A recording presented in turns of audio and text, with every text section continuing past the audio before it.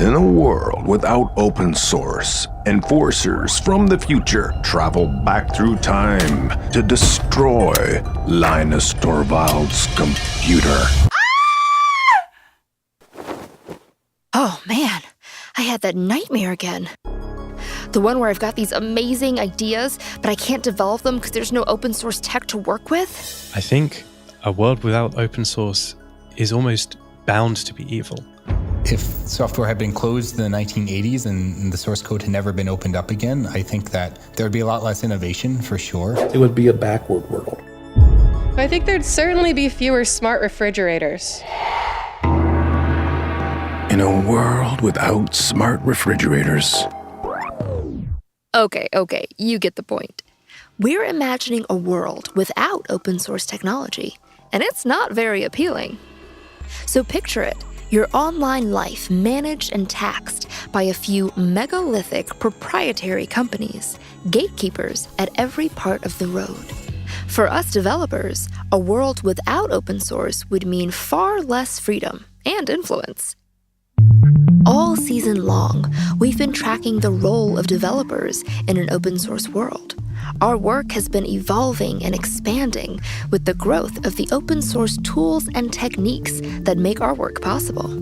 Whether it's the Agile Manifesto, the rise of DevOps, or container orchestration, the power and freedom we've claimed for ourselves is tied to that philosophy of open source.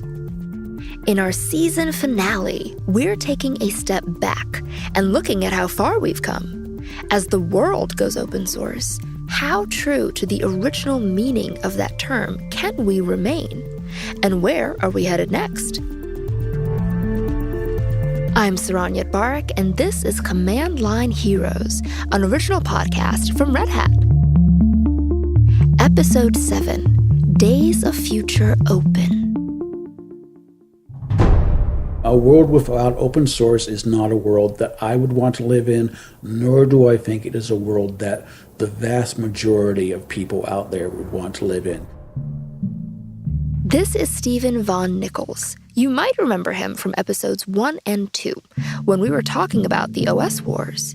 He's a contributing editor at CBS Interactive, and he's been following tech since 300 bits per second was a fast modem. You may not be able to name a single open source program other than Linux, but your current life is a life built on open source.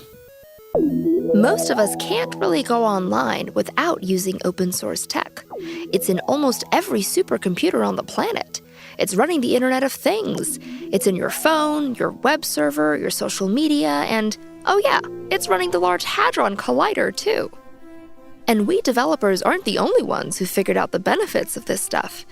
Open source attitudes are now spreading beyond technology to influence other industries like economics, music, science, journalism. What if an architect shared the blueprint for a building in the same way we share code?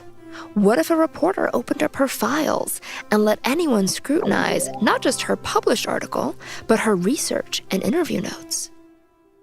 It shouldn't surprise us. The philosophy that developers have been nurturing for years, the idea that everyone gets to see and comment on the code, copy it, offer fixes, it's actually a pretty fundamental thing, right? It's sharing. Ever since the earliest humans were sharing recipes for meals, we've known that openly sharing sets of instructions, algorithms in other words, has a net benefit for humanity. In some ways, open source technologies are now allowing us to get back to that basic truth. I think that more things being open source kind of facilitates and encourages people to go back and consult primary sources, which is always good. That's Hannah Cushman. She's a developer at DataMade, where they've been trying to make our cities more open. Reams of open data from governments get compiled and made sensible so ordinary citizens can actually use it and take action. The tech they use is open source, but so is their attitude about politics. We did a project here in Chicago with an organization called City Bureau, where we were working with them to get at lead test results for the public schools. So the Chicago public schools went through and tested if not all, like a significant portion of the water fixtures in all of their schools and publish the results of those tests as a series of more than 500 PDFs. So that's great, but it's not exactly an effective way of making data open. It was really difficult to see where lead was found across the system in like higher numbers. Or we used another open source tool called Tabula, which you can run from your terminal to extract data from over 500 PDFs and put it all together and help put this huge like dump of information into a context that was useful for people. I think being able to consult that source data is a really powerful way for people to kind of understand where information is coming from and verify that it is in fact correct. Citizens can access the details of health reports, data on lobbyists. They get to look at the whole engine of city politics. And DataMade opens the hood. That means the people of Chicago have a better chance at bringing about the changes they want to see. Carol Willing, a research software engineer over at Cal Poly, thinks that this expanding open source attitude is the start of something much larger. Personally, I think that we're going to evolve beyond open source software to open hardware, to open government, to open education, open collaboration, innovation. So I think it's going to continue to evolve. Open source is starting to look more like a law of nature than just some outgrowth of the tech world. People have been charitable and giving of their time freely for thousands of years. So that's nothing new. But what is new about open source and has changed the world profoundly is the ability for groups to work together to build something bigger than what they could build on their own. I love this idea. Taking some very new tech and using it to get back to some very old ideals. But before we get too excited, definitions can get wobbly as more and more folks start calling themselves open source. It starts meaning something that's just free, or something that's crowdsourced, or even just something that's customizable. For example, if I let you choose what kind of sprinkles go on your ice cream, that's not necessarily an open source dessert. But if I show you how to make your own sprinkles, let you improve on my sprinkle recipe, and then give you my blessing if you wanted to share that secret with others, now that's some tasty open source right there. So what was that original definition again? It's pretty simple, but we should keep repeating it. To be truly open source, you need code, or a blueprint, or a recipe. In other words, some kind of raw data that anyone can study, change, and redistribute at will. It's a philosophy that's just starting to revolutionize the world beyond our command lines.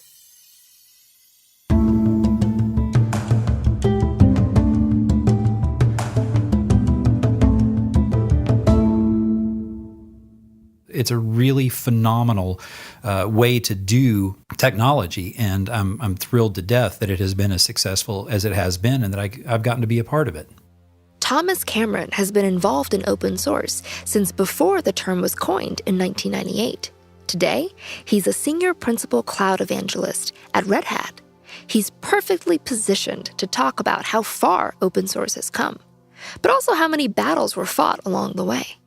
And man, there was huge pushback. Managers didn't want to take on the risk because, well, it's free. There's no one that I can pick up the phone and call for support. I have to depend on you. But we won a lot of these sort of easy fights, the departmental servers or divisional servers or a small web server or a small file and print server. And over time, after winning these easier fights, the tougher ones came along. And with every single one of those, you saw sysadmins and systems engineers become more enamored of open source. Despite these battles, you couldn't deny the ongoing progress. I have been able to watch open source transform the IT industry. And, it's gone from that rogue server that some sysadmin had under his desk to huge companies with household names, Intel, IBM, AMD, every organization you can imagine has started contributing to open source projects. And it was absolutely a fight. There were so many arguments I had at various enterprise positions that I held where I said, we need to introduce Linux or other open source technologies into the data center. Thomas sees that open source software development is taking over. But for some people, that's pretty unsettling. We're able to share information and analysis. And so that scares folks who historically have been the ones to hold information and derive value from it, whether it's charging money or just having control of an organization. It's a huge change, and with that comes fear. The open source rebels that we described at the start of the season have now become industry leaders. But that's not the end of the story, not by a long shot. Chris Tozzi is the senior editor at Fixate.io. He sees open source disruption as the start of a fundamental shift in the way people everywhere, not just software, are going to work together. I think that one of the things that has made open source so powerful over the last 2 decades is this continued interest in decentralization. I think this also speaks to how open source has influenced other technological innovations, things like blockchain, which is also founded centrally on the idea that databases, for example, or transactions could be more efficient or could be more secure if they're decentralized, if we get away from centralized modes of production. And again, open source, I think today, and it's ever since Torvalds came along, has been about decentralization of development labor, basically. That decentralization across the board means the whole world's going open source. The developers who embody that philosophy, they're the ones who have the best shot at imagining that future. Here's Tristram Oaten. He's a developer based in London, and he's definitely thinking about that long game. It looks like 3D printers are going to make our lives easier and hopefully more ecologically sound by producing parts at home. Whenever something breaks, you could just make it at home. It's the ideal Star Trek replicator future that we were promised so very long ago. Hopefully that will come into place so that entire houses perhaps could be open source. Tristram imagines a world where open source is the rule of the land. And that means developers become, if not gurus, then at least guides. Really critical guides. In the future, our role as developers is going to become increasingly more and more important, and it's going to get increasingly more and more like wizards, if it isn't already. Okay, wizards. We'll be wizards.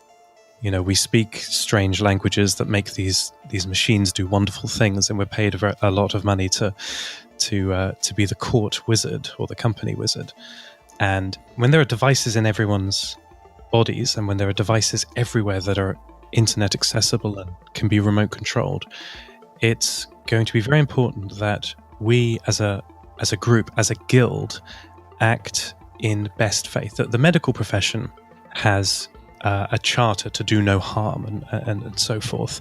I think as developers, we need to collectively decide that we're not going to build the killer robots. We're not going to build spying software into everybody's routers and everybody's hearing aids. We need to assure each other and assure everyone that we're going to work for the greater good and not against humanity. Let's all just promise right now that we won't build killer robots, okay? Okay. And beyond that, I do think Tristram's onto something. In some ways, we developers have seen the future, and that means we've got a chance to help shape it. What are the ethics of open source development going to look like in 10 years? We're in a supremely privileged position, and it's up to us to do the right thing. So, wizards, where are we heading? Can we conjure up a healthy future for open source? I wanted to talk with someone who's done some deep thinking about all this, and I found her. Safia Abdallah is a software engineer who's been making open source contributions to the Interact project. we started imagining what a real, sustainable, broad-reaching open source world could look like. Have a listen. When you think about the future of open source and what that looks like, what are some differences that we might see?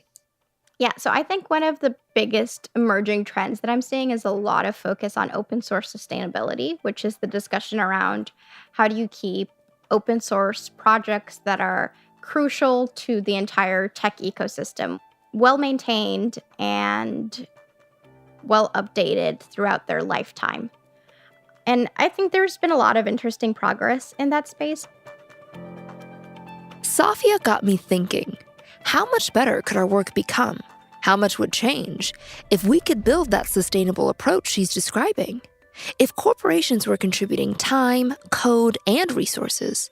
So I asked her, how do you see that impacting the actual products we create and the tools that we build?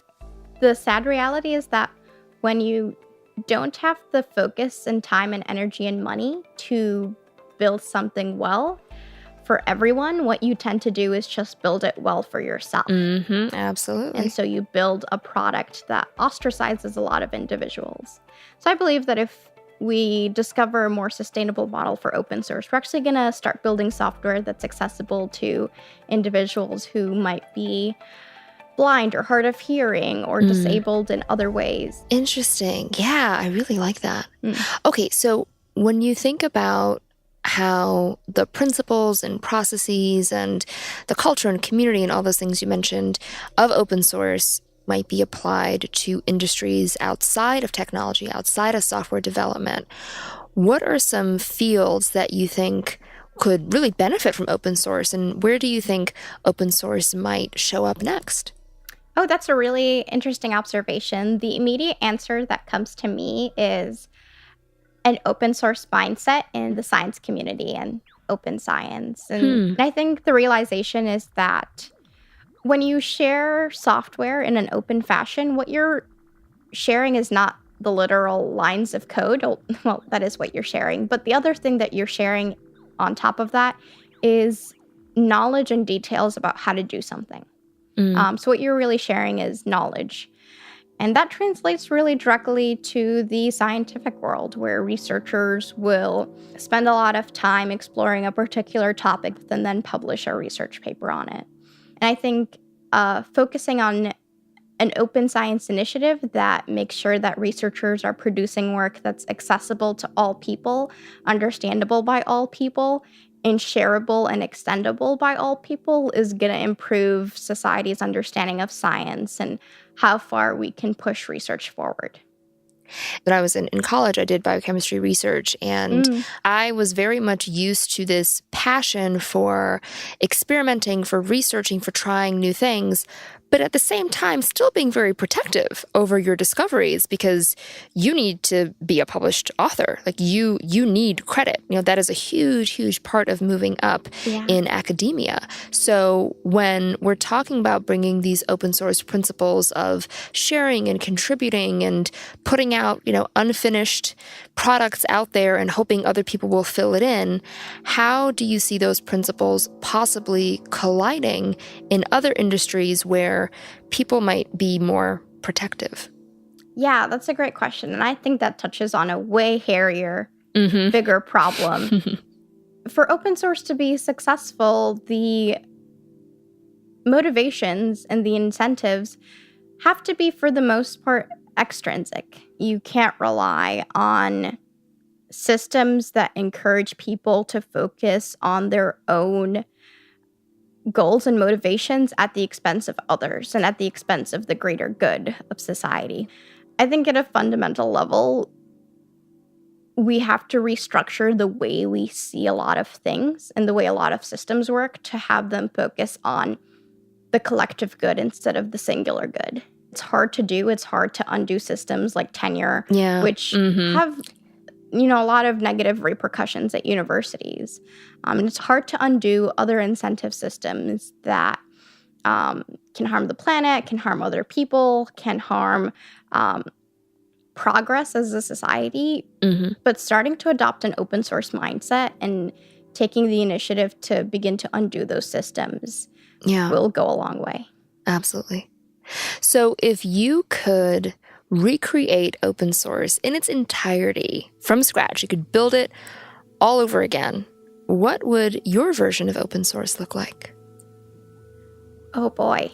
The first thing that I would change about open source is its public relations and its image. I would probably attempt to build an open source culture or community that didn't issue that perception that you had to be elite or a fantastic developer in order to thrive and succeed. And that was one of the biggest things that deterred me. The other big thing I would focus on is open source sustainability and increasing corporate accountability in the health of open source systems. I think one of the things that a lot of people don't realize is that a lot of really popular technology companies and platforms that people use are mostly comprised of open source. Like how many Absolutely. Rails web applications are super profitable and successful now. And I think it's important for us to ensure that those corporations have a stewardship to the open source community and recognize where their value is and contribute it back. Okay, so in Safia's open source, we'll call it SOS. Oh yeah. We have we have corporate accountability and corporations contributing to the sustainability of open source. We have contributors and maintainers possibly being paid themselves for the work that they do, and generally a more loving and open brand for what open source is. Yeah. Sounds like a great version of open source. I like it. Thank you. Safia Abdallah is a software engineer and a contributor to the Interact project. She's part of a new generation of developers, but even she's coming at it with the expectation of open source by default. So I want to give a shout out to that new army of command line heroes. You all are going to show us the future. You're living it right now. You're going to lead the charge.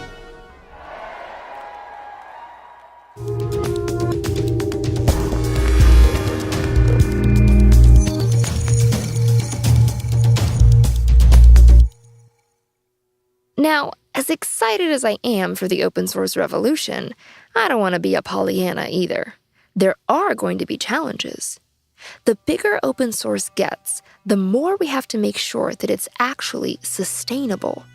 Have we honestly figured out a scalable way of maintaining open source projects?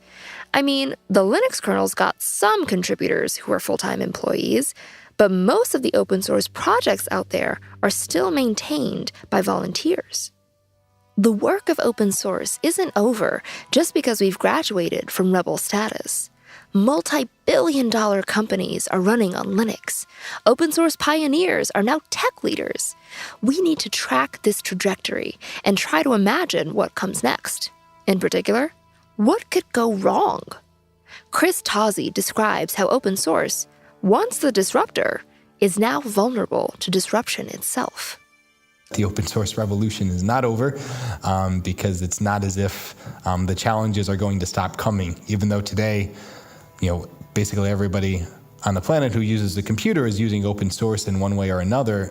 That doesn't mean that open source is necessarily totally safe from disruption, especially from the perspective of people who are committed to the original goals of the open source communities, which things like cloud computing really complicate in certain ways. How open source will open source be? Chris mentioned cloud computing, and in episode 6, we described how becoming reliant on somebody else's data center definitely complicates the original goals of open source. It's tricky territory, and we're still learning the lay of the land. As we move forward, we're going to have to remind ourselves about our roots. Every young rebel needs that Obi-Wan hologram moment, where they get a reminder from the past. Here's ours. Linus Torvalds once said, "In real open source, you have the right to control your own destiny." If developers help to encourage that spirit in the bigger world, that's a pretty good job.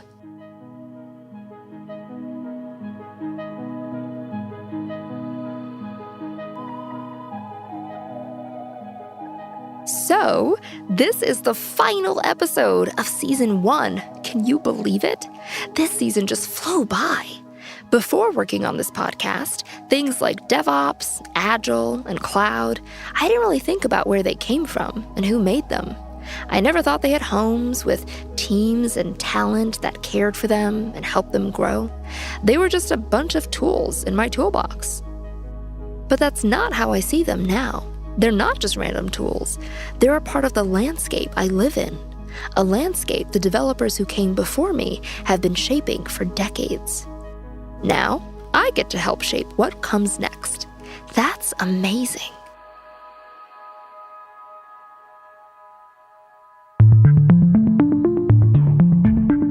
Season 1 may be coming to a close, but good news, we're already working on Season 2.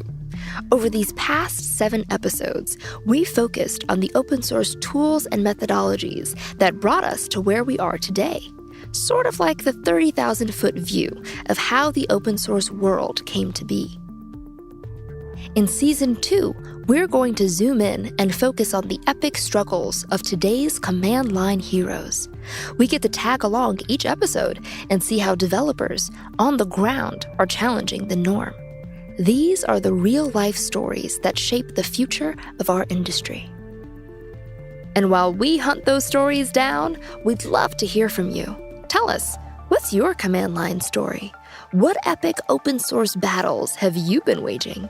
Go to redhat.com/commandlineheroes to drop your story. We're listening. While you're there, you might want to check out the lineup for the 2018 Red Hat Summit, happening in San Francisco, May 8th through 10th.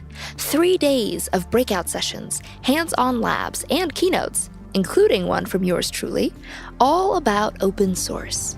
Hope to see you there. Command Line Heroes is an original podcast from Red Hat. To get all of the episodes from Season 1 delivered to your device for free, and to get notified for the start of Season 2, make sure to subscribe to the show. Just search for Command Line Heroes in Apple Podcasts, Spotify, Google Play, Pocket Cast, Stitcher, CastBox, or however you get your podcasts. I'm Saran Yatbarak. Thanks for listening, and keep on coding.